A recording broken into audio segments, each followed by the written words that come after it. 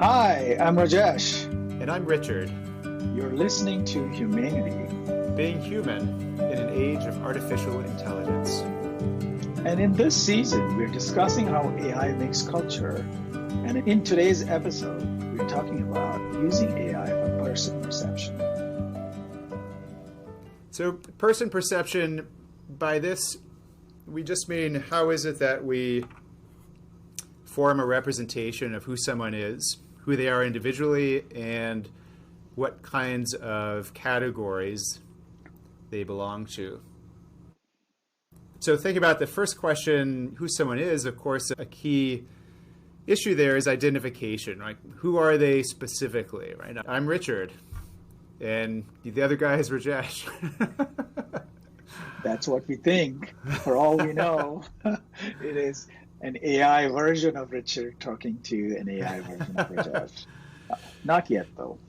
Face recognition is something that most of us can do this pretty easily. One of the things that I used to study was, it turns out that some people are really bad at it. We call them Prosopagnosics or face blind. Probably some of you have difficulty recognizing people. It turns out to be more common than we used to think. About 1 out of 50 people have severe difficulties with this. Some people are really good. We call them super recognizers. They're really good at recognizing other people. But this is also something that, at least in some scenarios, is a solved problem for automated systems. Right? We have deep learning networks that can recognize people quite well under the right conditions. We could also think about category identification. How old is this person? What's their gender? What's their race? Even less obvious kinds of judgments like what's their sexual orientation? Right? These are things that are... Or wealth, right? How wealthy are they? And Neiman Marcus may want to know, is the customer entering into the door someone who's likely to buy? And if they are they going to spend $50 or $5,000? Right? Right. Yeah, and there's at least a couple of variables there. Do they want to buy, number one, and number two, how much do they have to spend? Yeah. The desire to buy, now that's kind of also related to a big area of person perception, of emotion detection, right? What kind of emotional state is someone else in? We can read this to a large extent from people's faces, and this is something that is being developed, again, using deep learning to do this in an automated way. Yeah, but I guess the question is, what happens when that face-to-face interaction isn't available, right? It could either be because we are not in the same space, or it could be a degraded version of a face-to-face interaction because, like what we're doing now, we're on a call where I'm getting some visual cues, but it's obviously nowhere near as good as being in the same room together. Right. Or our listeners that aren't getting any visual cues whatsoever, right? Yeah. Of course, all of these issues, identification, category identification, emotions, all of that is also available in different ways through the voice. Mm-hmm. Trustworthiness is a big example of, I think, voice-based perception. Right. Is this person are they generally trustworthy is sort of one question, right? A kind of a trait. Do they have trustworthiness as a trait? And then we could think about, since I'm an experimental psychologist, we make the distinction between trait and state. And we could think about, for this particular state, is this person lying right now? Are they telling the truth right now about this claim or not? Automated lie detection has been a white whale, certainly in the US, going back a century, right? Use of the polygraph, this goal of having automated lie detection. And that's something that there's some recent evidence that automated systems using deep learning may now be, at least in some situations, better than human judges. What are these kind of situations where AI might be able to assist interpersonal interactions? In a remote interview, it's an interesting one. I've never been involved. I'm trying to think if I've been involved. Well, I guess I've had phone call interviews from a while ago, both as a candidate and as a interviewer. Is that something, have you engaged in, like, let's say, Zoom interviews? Yeah. In the last 3 years, I mean, after COVID, almost everyone that I have hired has gone through a remote interview process, even if they have met me in person at some point. I mean, Hmm. certainly during the lockdowns, that was the only way to do it. I did not experience those situations as one in which people were potentially lying. I thought everybody was doing it in good faith. But I can imagine other situations where either you have to assess somebody's competence or their character, like how agreeable they are. Those could be assessments that AI could help. Mm. It's an interesting question to me. What are those contexts in which we would want to have some ability to assess character, competence, or trustworthiness beyond our sort of human ability? And maybe, as on the receiving end, maybe we always want that, right? We Hmm. pretty much always. Maybe we don't want it from our spouse when we're getting dressed or we're about to head out the door and we're asking how we look. But maybe for something like an interview, we just always want to have more information, don't we? Absolutely. So, of course, the interviewer might need that data, but even the interviewee might, right? If I'm going to apply to 100 jobs, it might be good for me to have an AI system that gives me feedback on how I'm doing, right? Like, am I getting better at the interview? Am I able to represent myself in the way that I want to? Those are all things that AI can help both in the training phase, like how to train to be a better interviewee, but also am I getting better at the interviews themselves? You could see, in a way, a kind of arms race with the use of that. But interestingly, I thought you were going to go in a different direction with that comment, which was that the person being interviewed, especially at later stages of the interviewing process, needs information about the company or the potential employer. That the interviewing, depending on the context, can often Yeah. go in both directions. Yeah. And in fact, I was told that people are getting real time um, assistance from ChatGPT in exactly those situations, right? So suppose that you are running Acme Trading Company and I'm coming to interview for the vice president of international relations, right? And you ask me a question like, how will your expertise help us sell more widgets in China? And I may actually not know which widgets you are selling in China, but ChatGPT might tell me on the spot that this is what they're doing, right? Uh-huh. And I mean, I'm just saying that Particularly for the competence dimension, right? That yes, you there's the ability to bluff knowledge about a subject. and it may not even be bluffing, right? I mean, again, assuming that the problem to be solved is in the good faith end of these things and not the lie detection end of these things, right? Is that I may then not need to remember every last detail of what you do, but it is my actually it's my professional competence to be able to make sound judgments based on data that I'm getting on the spot, which is often what say executives have to do. Right. And certainly in today's world and especially tomorrow's world, being able to use these new artificial intelligence tools will be a critical part of one's competence. Yeah. Perhaps So even how you meet your mates and dating partners. maybe the most consequential kind of interview. So assessing the other person is of clear value. Right. Assessing the other person's trustworthiness, assessing their intentions. You could also imagine, and I sort of have to imagine that already AI is being used by some dating apps for matchmaking purposes. Companies like eHarmony that are Yeah. I mean, that's that. been going on for a while. That has been happening ever since big data was a thing, right? So not even this round of AI, it's like 15-year-old AI. Right. Right. But now it could be even more fine grained, right? I want to go out for a date. I want a casual relationship for so and so for the summer.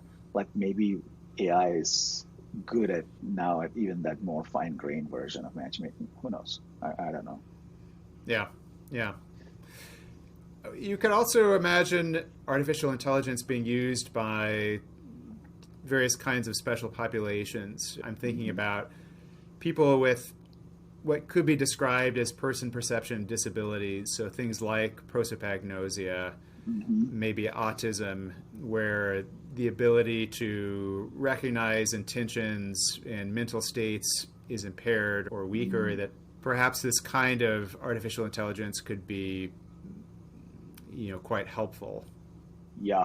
Even if you're not I mean, it could be because you have an impairment and you are just not very good at recognizing faces, or you meet so many people that you can only hold some percentage in your memory, right? In both those situations, being able to know who that other person is of great value. Uh-huh. The sort of equivalent of the king whose advisor, whispers in their ear who the Yes. who this person is, but maybe made more accessible for all.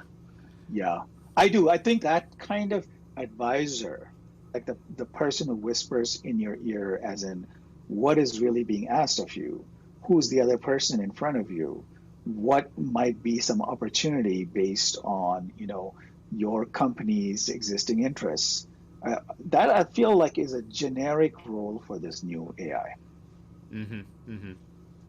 It's interesting how for many people it's a skill to be acquired, to be practiced, to interact with people in a way that allows you to learn what points of contact you have with them. That you might be at a party or a cocktail party or some kind of gathering and not realize that the person you're chatting with has some business interest that's relevant to yours, right? We kind of have to do this through conversation now, but maybe there could be some automated way that would give us that information.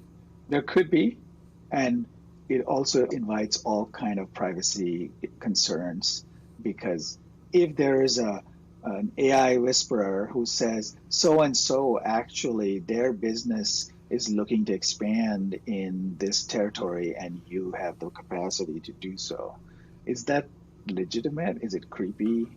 Yeah, we're mostly steering away from ethical issues in this podcast because it's such a well-trod kind of territory. But of course, a lot of times you can't stay away from it, really, can you? And certainly, I think this is an area where there are a lot of ethical considerations around being identified in public. Do we have a right to privacy when we're outside of our house? Or is it the case that as soon as I step out of my front door, then I'm fair game for anyone to know who I am and a bunch of details about my life?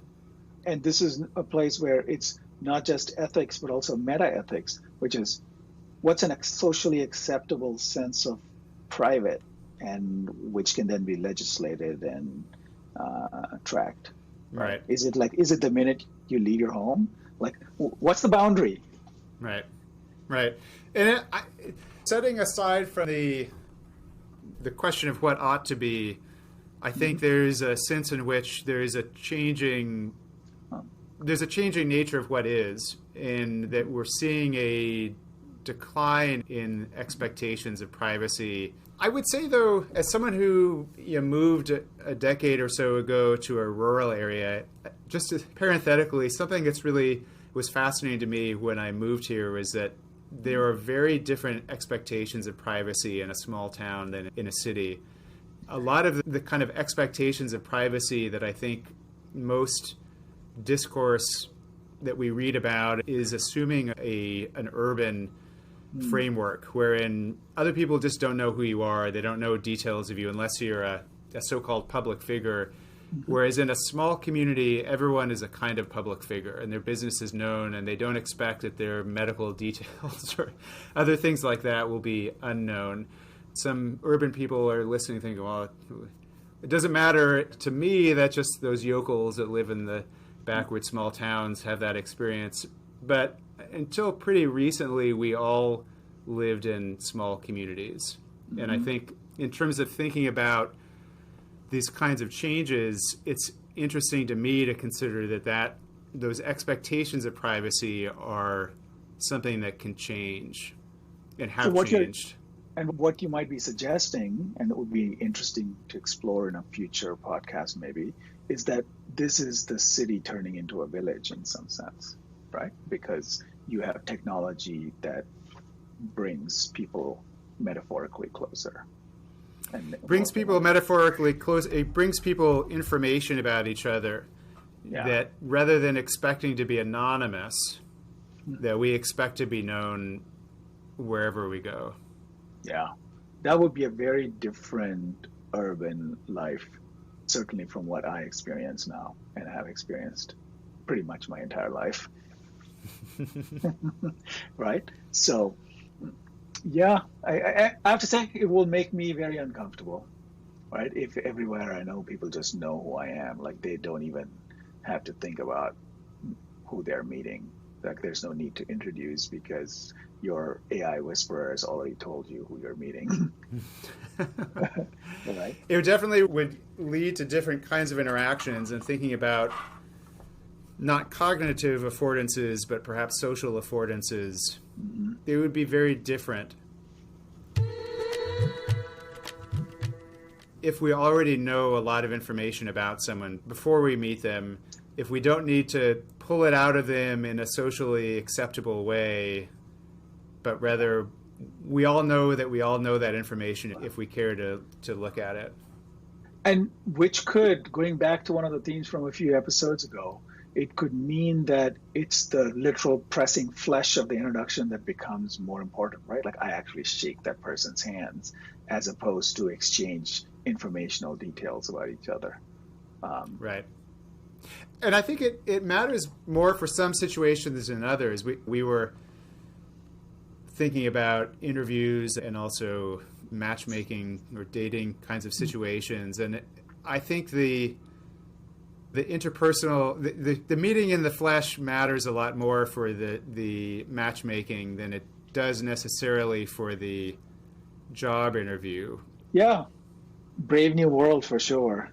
And I don't know exactly where these things are going to go, but one of the takeaways for me from this episode really is that the most interesting insights are going to come from drilling down to some very specific situations, right? It's not like, oh, AI is going to end privacy as we know it, but that in a very specific interview situation, what does the absence of privacy mean, right? Like where there's full knowledge on both sides of what people are trying to say.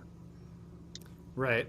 And I think for me, a takeaway is just a reminder of another aspect of our lives where AI has the potential to change not only something technical, right? Mm-hmm. Like, how do I assess who this person is, or are they lying or not? But there's a whole host of social factors or social issues that are going to come along with that technical change that are in some ways harder to predict than the immediate technical change. Yeah. And new social rituals that are going to arise because the old ones don't work anymore, right? New culture. New culture. AI makes culture, Richard. Indeed. Good talking with you, Rajesh, as always. Lovely. You have been listening to Humainity, Being Human in an Age of Artificial Intelligence. We'll see you next week as we continue discussing how AI makes culture.